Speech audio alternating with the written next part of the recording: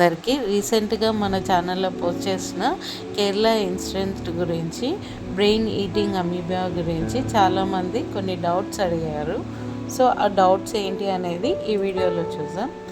First కామన్గా అడిగిన doubt ఏంటి అంటే, ఈ అమీబా నోస్ ద్వారానే ఎంటర్ అవుతుందా మేడం, లేదంటే మౌత్ నుంచి కూడా ఎంటర్ అవ్వచ్చా?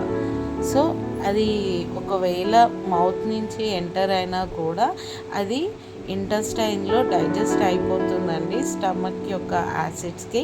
సో అది బ్రెయిన్ వరకు అప్పుడు వెళ్ళదు. ఇది నోస్ ద్వారానే అది బ్రెయిన్ వర్క్ అనేది చేరుతుంది. నెక్స్ట్ కామన్గా అడిగిన క్వశ్చన్, ఒక పర్సన్ ఇన్ఫెక్ట్ అయిన పర్సన్ నుంచి ఇంకొక పర్సన్కి ఎఫెక్ట్ అవుతుందా?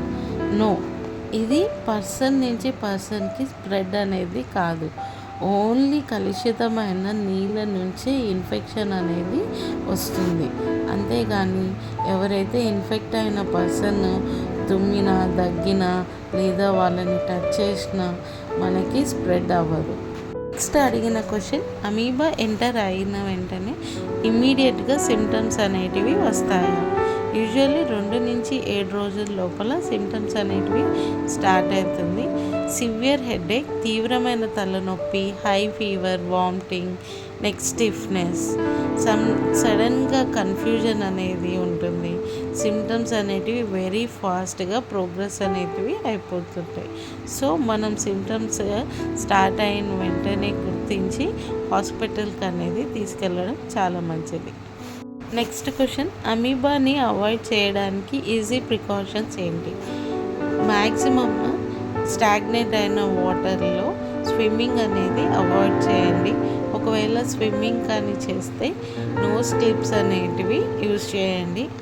And next bore water, tank water క్లీనింగ్గా రెగ్యులర్గా చేసుకోవాలి.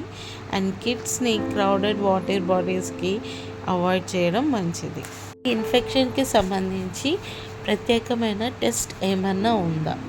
Maximum CSF spinal fluid test అనేది చేస్తారు.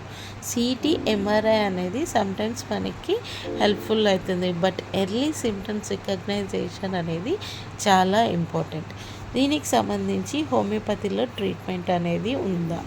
Arsenic album 30 and belladonna 30 for high fever symptoms and influenza 200 general immunity boosting medicine. ఏది కూడా వితౌట్ డాక్టర్ ప్రిస్క్రిప్షన్ అనేది ఓన్ ట్రీట్మెంట్ అనేది మంచిది కాదు. Hope you all understand the video. Like, share and subscribe the channel Homeopathy Cure.